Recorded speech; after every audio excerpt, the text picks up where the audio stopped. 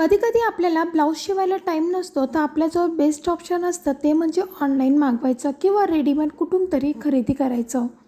एखादा ब्लाऊज आपल्या साडीला मॅच होईल असं किंवा कॉन्ट्रास्टमध्ये असेल असं आपण खरेदी करतो आणि डिझाईनमध्ये भेटलं तर आणि बेटर. तसंच माझी एक साडी होती, त्यासाठी मला ब्लाऊज हवे होते, तर मी डिझाईनमध्ये असं ब्लाऊज मागवलं. तुम्ही स्क्रीनवरती बघू शकतात. साडी माझी पोपटी कलरची होती, म्हणजे पॅरेट कलरची होती. त्यावरती मला पिंक कलरचं कॉन्ट्रास्टमध्ये ब्लाऊज मॅचिंग करायचं होते, तर माझ्याजवळ मी मिशोवरनं हे ब्लाऊज मागवलं. तुम्ही बघू शकता, तर बांधणी टाईप हे ब्लाऊज आहे.